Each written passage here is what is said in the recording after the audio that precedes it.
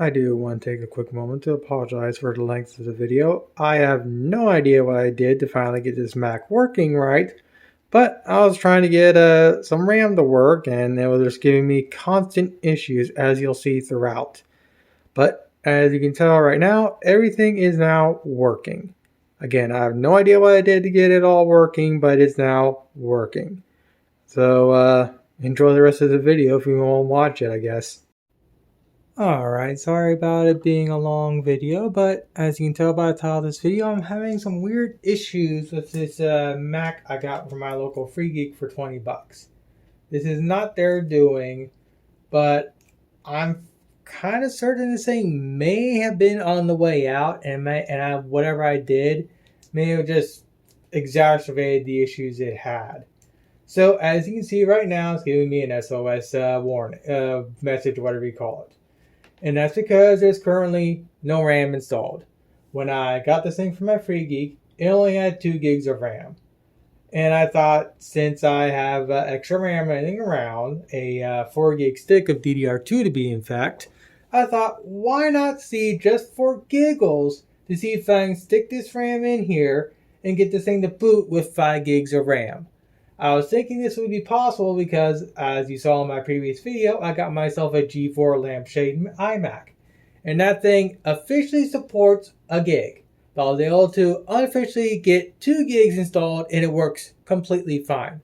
So that was what my thought was with this. And if it didn't work, I'll go, oh boo-hoo, it sucks. And I go back to the single 1 gig stick kit that this thing had and go by my merry way.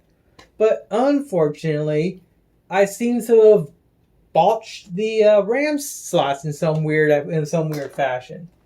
So you really can't see it because of the way this thing's pointed and whatnot. But there are 2 RAM slots. The one closest to me is the one that's freaking out all the time, and the one to the back of the stand is the one that's more consistent. So for parity's sake, here's my 2 gig. Here's one of the 2 gig sticks that originally came out of this MacBook.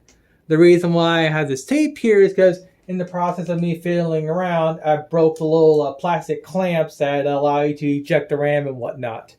Bad Apple design is bad Apple design.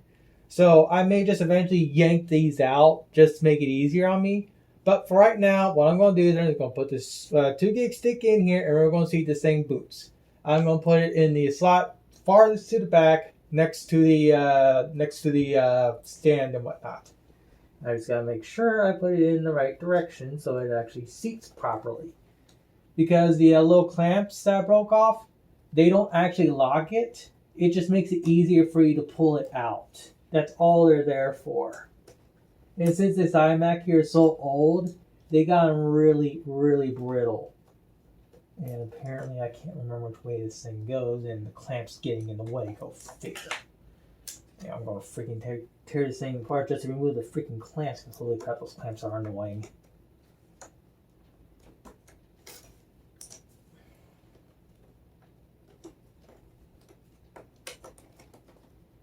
There it goes. Alright, so the 2 gig stick is now seated into the far back RAM slot. Theoretically, this thing should boot up completely fine.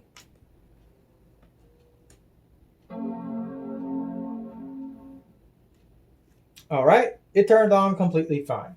I'm going to take this RAM stick and I'm going to put it in the farther front slot. Alright, it's seated.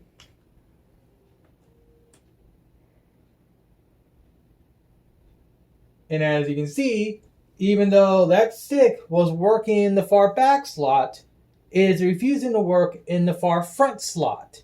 The computer is thinking there's no RAM stick in there. So what I'm going to do now is I'm going to pull power directly, hold the power button for a little bit, plug it back into the wall, turn it back on, and now it boots. So we do know that both slots do technically work. All right. So I'm going to pull this stick out. I'm going to grab my 2 gig stick right here, and I'm going to put it into the far back slot. turn on the system, and it posts instantaneously. So I'm going to turn it off. I'm going to move the 2 gig stick into the far front slot again, just like I did with the first 1 gig stick. Let me first make sure I'm actually doing that. Yes, I am.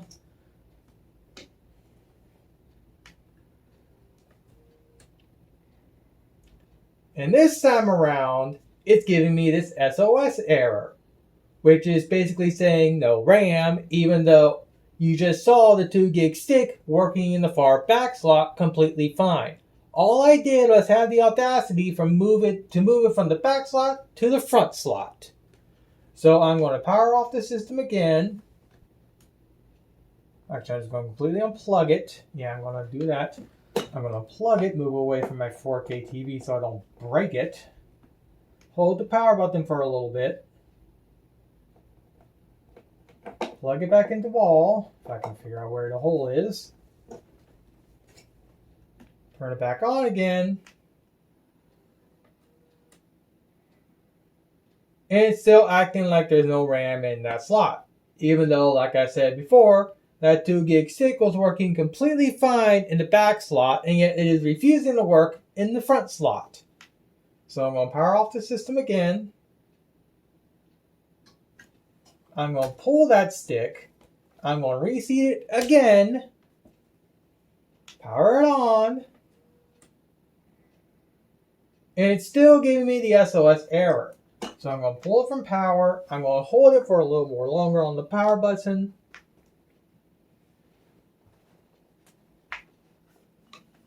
I'm going to plug it back in.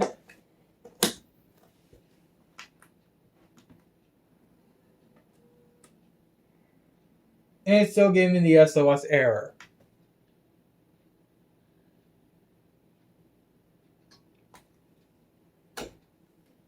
So this 2 gig stick only works in the back slot. Hopefully I'm getting an image. Yeah, you're seeing it. So it only works in the back slot. This one works in both slots, but I gotta power off the system and unplug it and hold it for a little bit to get it to fire up in the front slot. So now I'm going to throw in another stick of RAM. This time it's a 1/2 gig stick. It's probably going to hate this RAM, but it should theoretically boot with this. So just like before, in the very back slot, make sure I'm sliding it in properly. I am not. Okay, now I am.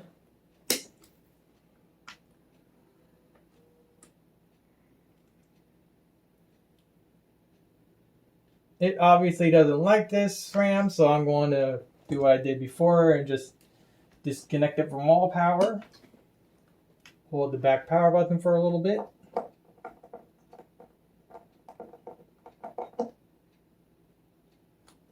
Plug it back in. Turn it back on.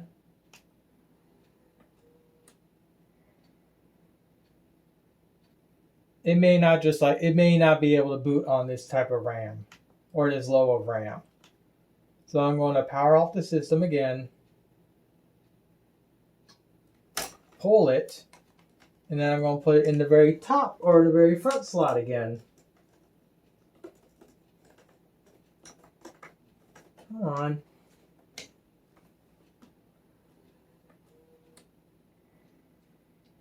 And it's giving me the same symptoms of the 2 gig stick here, thinking there's no RAM in there when there is in fact RAM in this slot. So I'm going to turn off the system again.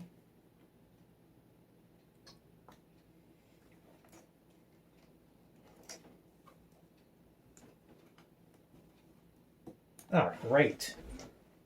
It's not wanting me, now it's not even wanting to give me the dang stick back. There it goes. So I'm going to take the 1 gig stick again. This time, I'm just going to put it in the very front slot.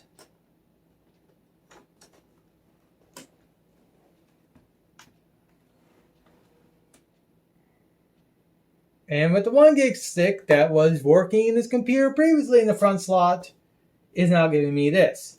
So I'm going to do what I did previously.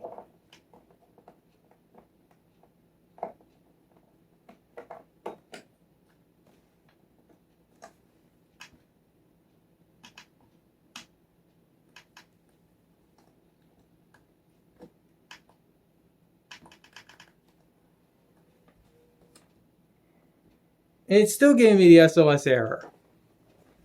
So now that slot is, again, completely dead. So I'm going, well, maybe it wasn't fully seated in. No, we'll seat it in. Let's see if it does it again. Because I swore I seated it in properly. You can't blame me for not trying to diagnose this. Okay, maybe it wasn't fully seated.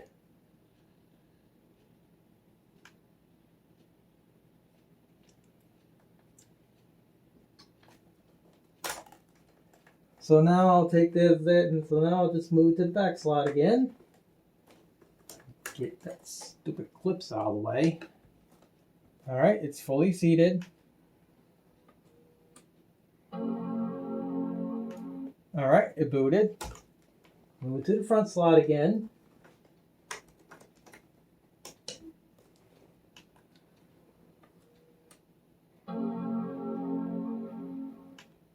Alright, so I can move back and forth.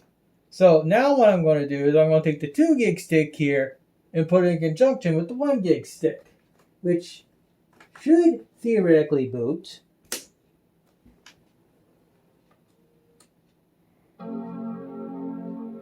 Alright, and it booted. So let me grab a mouse so we can see if the sticks are actually showing up properly. Because I have had this happen to me before where it boots up completely fine, but only just one of the sticks show up, and my freaking chair is running over my stupid cover again. Go figure.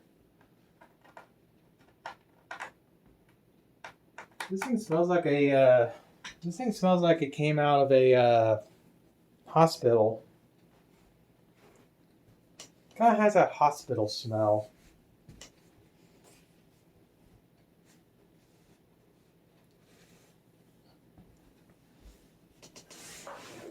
Considering how long it took, it's probably only detecting the 1 gig stick, if I'm to be quite honest.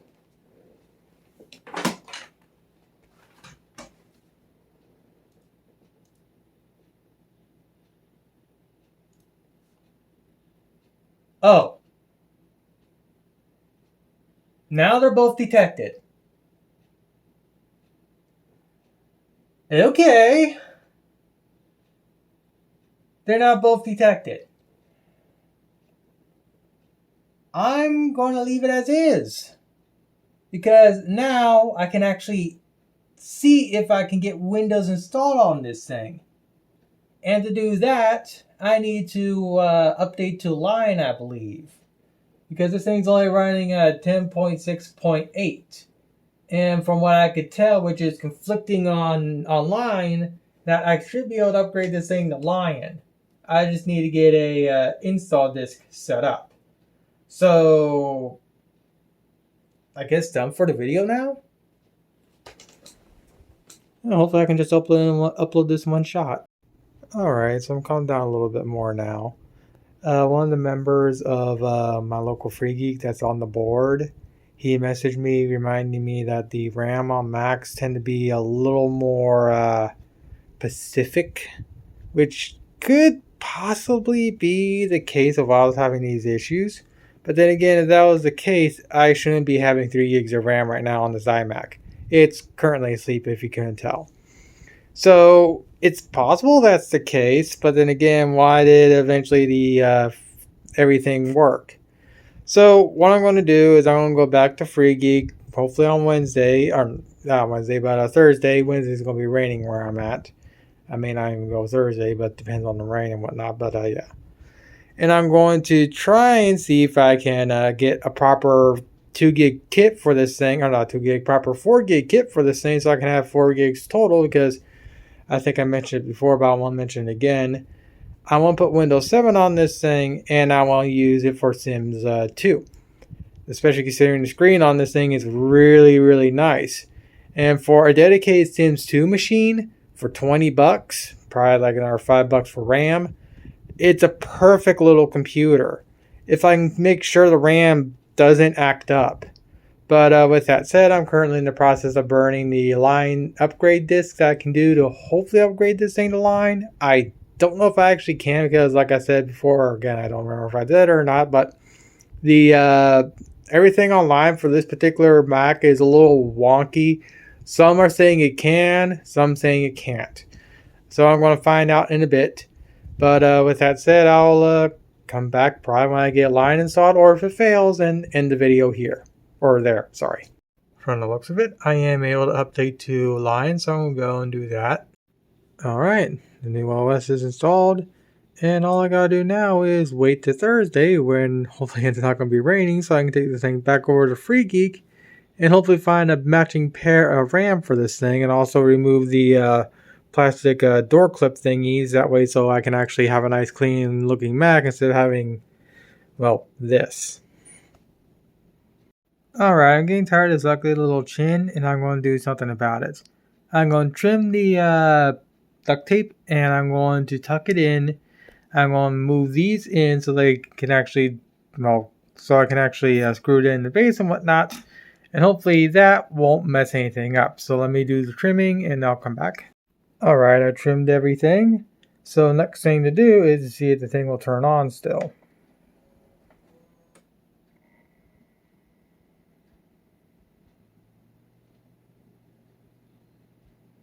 How does doing that cause it to stop turning on? Because all I did is just trim it and move these things in. Are these things actually putting too much pressure on the RAM sticks?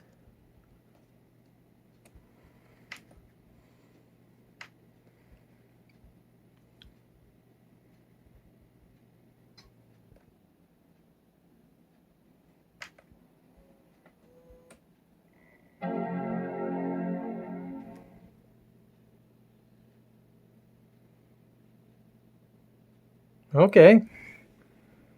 I'm just gonna outright take some snippers. I'm just gonna cut them.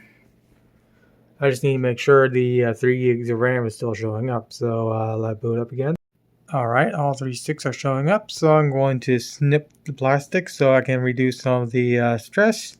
And hopefully that'll allow me to close everything up. Alright, everything's closed up. I rebooted it one more time after snipping everything to make sure it's still fired. It's still fired, so it should still fire back up again.